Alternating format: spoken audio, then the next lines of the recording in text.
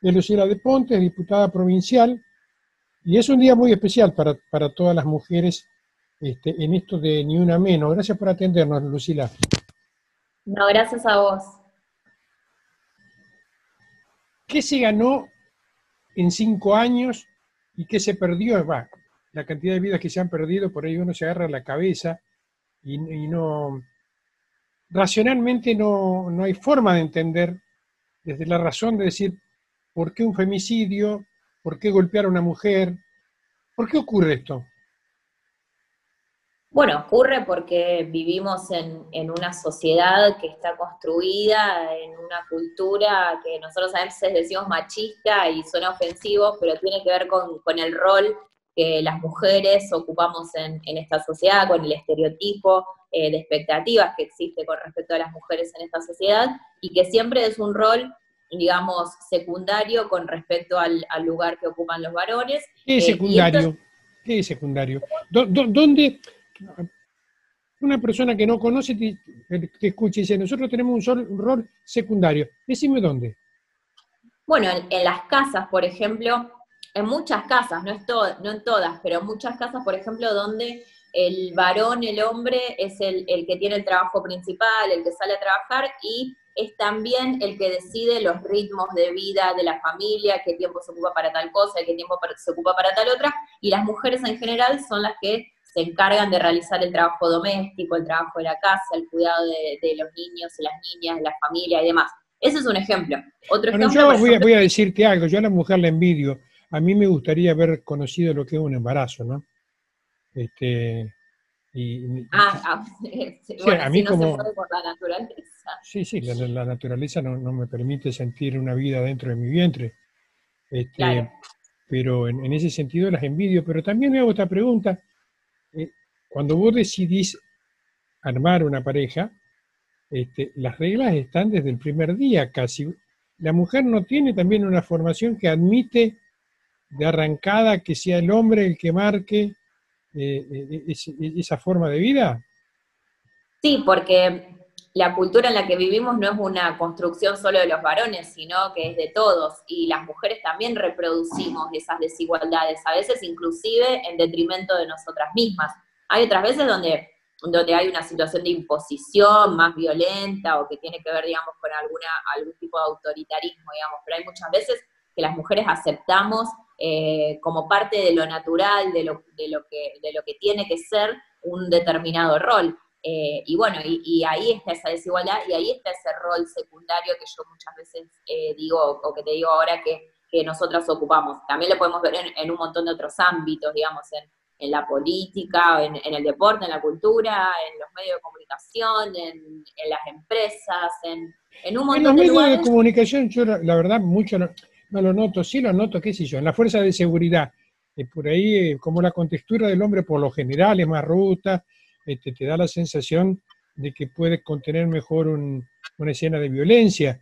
Este, hay algunas actividades que, insisto, por la contextura tal vez sean más para el hombre y algunas tal vez sean más para la mujer, ¿no?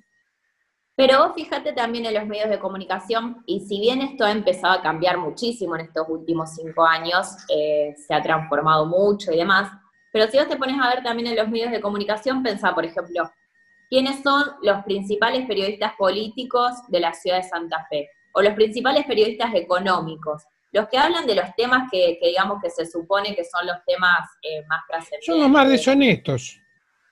También puede No son ser, hombres o sí. mujeres, son los más deshonestos.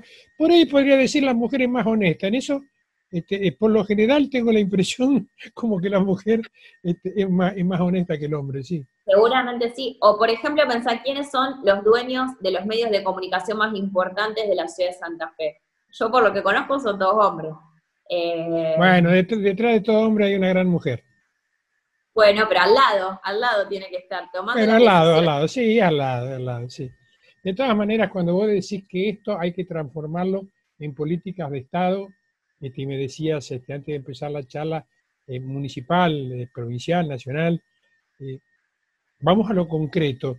Decime qué es lo que el Estado debe legislar y el Ejecutivo aplicar para que esas políticas se lleven.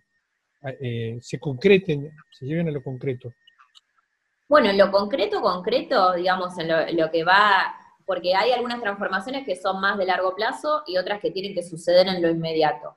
Lo principal, por ejemplo, para terminar, para erradicar la violencia de género o para intervenir efectivamente, digamos, en los casos de denuncias de violencia y lograr que esa denuncia no termine después en un femicidio, que es lo que muchas veces pasa, bueno, el Estado la mujer no tiene que ir solamente a hacer la denuncia. Ahí tiene que tener garantizado que a partir de que una mujer hace una denuncia, el Estado la va a acompañar en todo el proceso. Y no solo en el proceso judicial y policial, también en el proceso, por ejemplo, de garantizarle la contención económica y la posibilidad de construir su autonomía económica.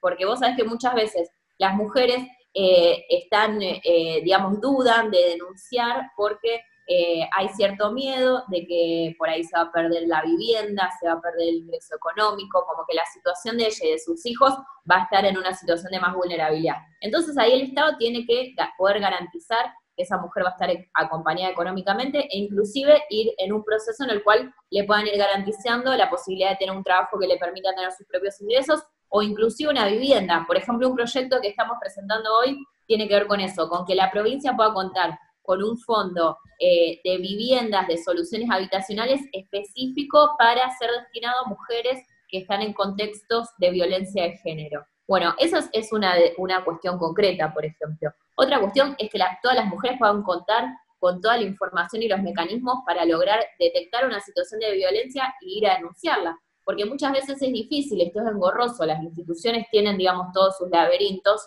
y a una mujer la desalienta muchísimo ir a una comisaría y que la policía no te reciba, no te quiera tomar la denuncia, ir también a una fiscalía y que el proceso judicial sea tan largo y que a veces parece tan inútil que pierde sentido la posibilidad de denunciar. Bueno, esas son cuestiones que en lo inmediato el Estado tiene que trabajar para resolverlas y hacerlas más eficientes. Necesitamos allanar el camino para que las mujeres puedan sentirse protegidas y acompañadas y no tener que seguir involucradas en estas situaciones, en estos contextos de violencia. Ese es un aspecto fundamental que hay que trabajar, que se está trabajando, pero es un camino que hay que profundizarlo poniendo más recursos presupuestarios, hay que profundizarlo dándole más importancia a estas políticas, bajando una línea muy clara, porque también, digamos, hay una cuestión que muchas veces esto se toma como un tema o una política secundaria en los distintos niveles del Estado. Esto no es una cuestión, un problema específico de nadie ni de ningún partido político. Pero siempre se ha tomado como una cuestión secundaria. Bueno, nosotros lo que pedimos es que se tome como una cuestión central, como algo fundamental que hay que resolver ahora, y que los funcionarios también en este sentido tienen que tener la cabeza de darle esta prioridad. Por eso, por ejemplo, es muy importante que se implemente una ley, que es la ley Micaela, que se sancionó hace poco tiempo, y ya se está comenzando su proceso de implementación, y que es fundamental para que todos los funcionarios y trabajadores del Estado puedan ser conscientes de esta realidad y que también trabajar para modificarla es una responsabilidad de cada uno de ellos. La última pregunta, Lucila, y tiene que ver con que, a ver, a mí no me entra en la cabeza, seguramente por una cuestión cultural, ¿no? Que yo pueda ni golpear a una mujer. No he golpeado a un hombre en toda mi vida, así que mucho menos a una mujer, porque uno no está acostumbrado a la pelea corporal, ¿no? ¿Por qué crees que, que existe esa suerte de violencia descarnada que puede llevar a golpear tan fuerte y hasta matar a una mujer, ¿va? A la persona que inclusive es la madre de tus hijos o ha sido tu pareja o que vos decidiste? Sí, por un lado, ¿Cuál es el principal disparador?